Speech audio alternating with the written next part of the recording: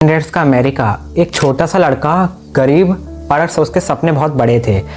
नाम था Milton स्नेलवे Hershey's. वो एक छोटे से गांव में पैदा हुआ था जहाँ पे चॉकलेट सिर्फ एक लग्जरी थी। सिर्फ अमीर लोग ही उसे अफोर्ड कर सकते थे, गरीब लोगों के लिए कोई भी चॉकलेट नहीं थी। और मिल्टन हर्शीज ने बचपन से ही सपना देख लिया था कि मैं चॉकलेट सबके लिए अफोर्डेबल बनाना चाहता हूँ। ये सिर्फ अमीरों के शौक नहीं, हर गरीब को भी चॉकलेट खाने का हक है। बट हर सपने के पीछे कहानी होती है और मिल्टन हर्शीज की कहानी मीठी कम, कड़वी ज़्यादा थी। मिल्टन ने सिर्फ 4th क्लास तक की अपनी पढ़ाई की थी।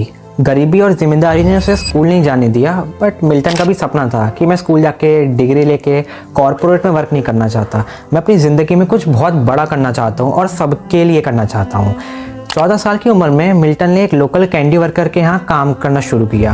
वहाँ पे उसने शुगर सिरप बनाना सीखा, शुगर को मिक्स करना सीखा और कैंडी को रैप करना सीखा। उसी छोटी सी दुकान में मिल्टन ने एक बात समझी कि मिठास बनाना कोई बहुत ज़्यादा आसान काम नहीं है। इसके पीछे रोज़ की मेहनत और थोड़ा सा दर्द भी होता है। उसके पिता हेनरी हर्शीज हमेशा नए आइडियाज़ के पीछे भागते रहते थे, कभी ट्रेडिंग, कभी फार्मिंग, बट वो लाइफ में कभी सक्सेसफुल नहीं हुए। उसकी माँ वेरोनिका चाहती थी कि मिल्टन कुछ अपनी लाइफ में स्टेबल करे, वो भी अपने पिता की तरह पूरी लाइफ में हमेशा स्ट्रगल्स ना देखे। 26 साल का मिल्टन हर्शीज लाइफ में 2 बार बर्बाद हो चुका था, फाइनेंशियली और मेंटली भी। उसका पहला कैंडी बिजनेस फिलाडेल्फिया में बंद हो चुका था, पैसे ख़त्म हो गए थे और उम्मीदें भी टूट चुकी थी। बट मिल्टन रुकने वालों में से नहीं था।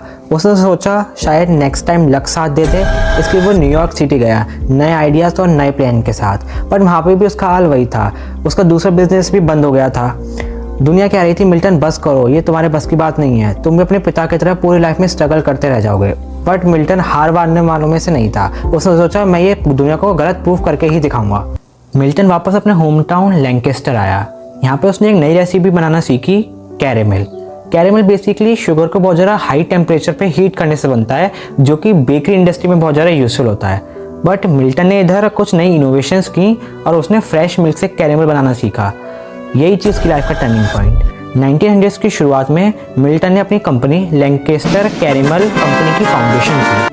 ये बिजनेस एकदम बूम पे था। इधर इसकी फैक्ट्री के अंदर 1300 से ज़्यादा वर्कर काम कर रहे थे। बट फिर ही उसकी लाइफ में एक बहुत ज़्यादा टर्निंग पॉइंट आता है जिसकी किसी ने सोचा भी नहीं था। पर जब सब लोग सोच रहे थे कि मिल्टन सेटल हो चुका है, उसने अच्छा खासा पैसा भी कमा चुका है, मिल्टन ने एक ऐसा डिसीजन लिया जिसने सबने उसे पागलपंती कहा। उसने अपनी पूरी कंपनी लैंकेस्टर कैरेमल फाउंडेशन को $1 मिलियन के अंदर बेच दिया। क्यों? क्योंकि सिर्फ चॉकलेट पे फोकस करने के लिए, जो कि उसका बचपन का सपना था। 1900s के आसपास मिल्टन एक नई सोच के साथ लौट चुका था। इस बार उसके पास पैसे थे, एक्सपीरियंस था और सबसे इम्पॉर्टेंट एक गोल था। चॉकलेट हर गरीबों तक पहुंचानी है, हर गरीबों को भी चॉकलेट का टेस्ट चखवाना है।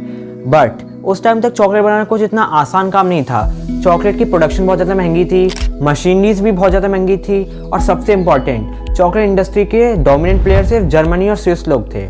उन्हीं के पास चॉकलेट बनाने का फॉर्मूला था और वही पूरी वर्ल्ड में चॉकलेट इंडस्ट्री के अंदर सबसे बिगेस्ट प्लेयर थे।